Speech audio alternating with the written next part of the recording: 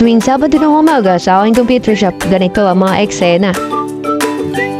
At ito naman ang nakaraang Sabado. Ano bang meron sa computer shop ko at dinadagsaon ng ganitong umaga tuwing Sabado?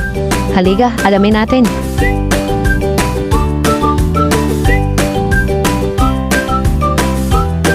Kaninang umaga, ganyan ang eksena. Alas 10 ng umaga kasi kami nagbubukas ng aking computer shop.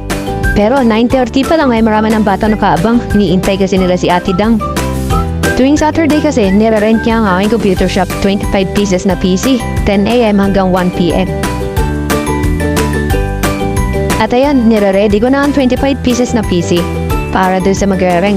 Bayad niya ang 25 pieces na PC ko sa loob lang 3 oras.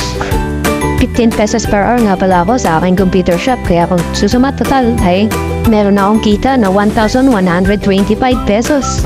Hindi na masama kasi wala naman kasiguraduhan kung talaga mararent yung 25 PC mo kung sa ibang araw po yan. Ang pagandahan pa niyan ay 1,250 ang binibayad po nila sa akin. Kasi nga naman sa isang buwan po ay binabayaran na nila agad ako ng 5,000 sa 4 na Sabado nila sa isang buwan. Kaya may sure na akong kita na 1,250. Susundan na lang yan ng mga ibang mga player pagkatapos ng alauna ng hapon. At sa 3 oras nga nila na paglalaro, may libre ko yung pagkain. O diba, siyang ka pa. Nakapaglaro ka na, busog ka pa.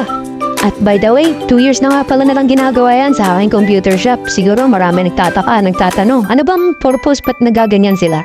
Hindi ko pwede ibigay ang buong details kasi nga naman hindi ako nagpaalam sa kanila na kukuhanan ko sila at gagawin ko sila ng vlog. Basta, yung church dyan ay under ng isang gaming academy kung saan ay funded at supported sila. Ang may-ari ng gaming academy na yun. At pagkatapos nga nila ay natitipon-tipon sila at may papahawak na placard sa kanila at may nakasulat na kung anong batch sila ngayon. At magki-picture taking.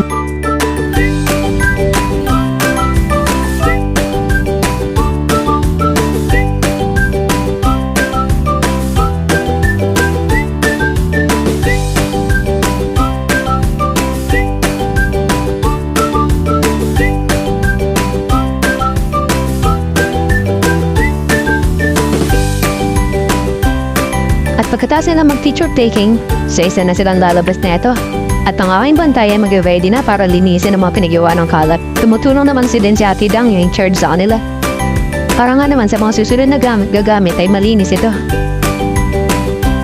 Buti na lang ay nandyan sila kahit papaano ay may sure nakitaan na ako sa umaga ng Sabado. At pagkatapos nga na itong alauna ng hapon ay normal day na lang. Punuan pa rin naman kahit papaano kasi pag Sabado, Linggo naman talaga ay palaging puno ang aking shop. Dahil nga wala nga mga pasok ito. Maliban na lang kung gawa ng mga project, doon lang ako minsan hindi napupuno. At ito na nga ang kuha ng aking CCTV simula ng alas 2 hanggang alas 3 na po yata yan ng hapon.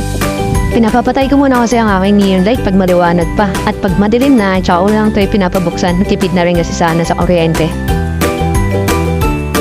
Hanggang dito na lang ulit ang aking video. Maraming salamat.